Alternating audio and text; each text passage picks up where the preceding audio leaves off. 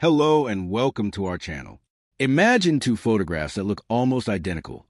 A young cyclist beneath towering glaciers near Everest Base Camp, bike hoisted on his shoulders, face set with determination.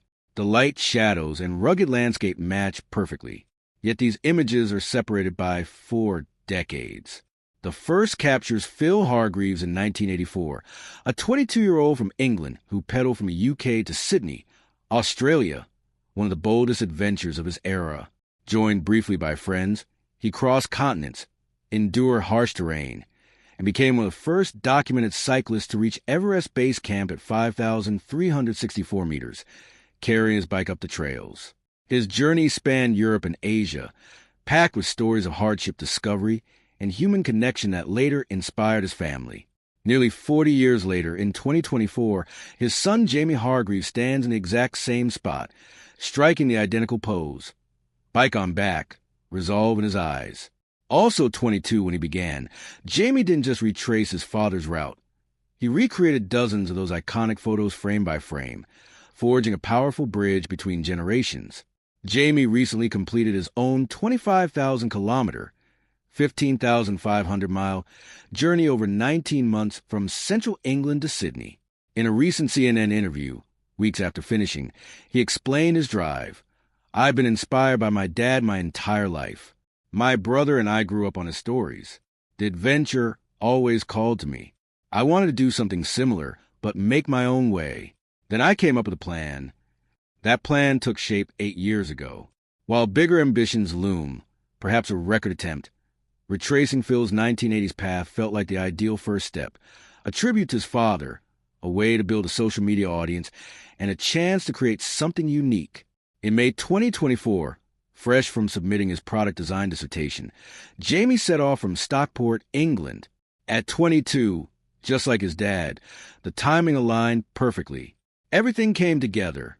I had savings, freedom after uni, so I just went for it. The bike was symbolic. A vintage steel-frame Mercian King of Mercia, the same model Phil rode in the 1980s. Jamie found one on Facebook Marketplace for £600, a steal for a classic touring bike. Locating the photo spots was easier than expected. Phil had kept detailed notes on every image. For harder ones, Jamie used ChatGPT, uploaded the photo, asked for the location from 40 years ago, and often pinpointed it or got close enough to search on the ground. The recreations are striking. Side-by-side shots show the same places, poses, sometimes even the same people. In Belgium, Jamie met the grown man who, as a boy, appeared with Phil and a local family who hosted them. In Turkey's Dikili, sparse hills serve as the only landmark, yet he matched it. Indonesia's Mount Bromo volcanic slopes lined up effortlessly despite the tough climbs. Geopolitics forced changes. Iran was no longer safe.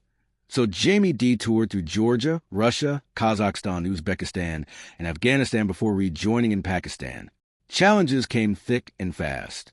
In Georgia, a crash destroyed his frame. Mercian sent a replacement thanks to his growing online following. Kazakhstan and Uzbekistan brought brutal desert headwinds. Russia mixed intense border checks with everyday kindness. In Afghanistan, missing his graduation, rough roads tested his thin tires.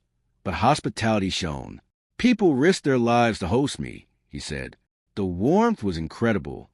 Nepal was the emotional peak. Phil carried his bike to Everest Base Camp. Jamie repeated it and went further, becoming what he believes is the first to take a bike to Annapurna Base Camp at 4,130 meters. The Everest recreations, with glacier backdrop, are his favorites. They're really cool, some in Turkey and Georgia too, where the landscape changed dramatically. After Nepal, Jamie flew to Bangkok, cycled through Vietnam, Laos, and Cambodia, then crossed Australia, finishing in Sydney on December 13, 2025.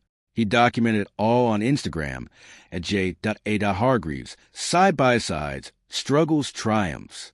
His post took Phil back to his youth. Now retired and mostly on a motorcycle, Phil watched with nostalgia and a touch of envy.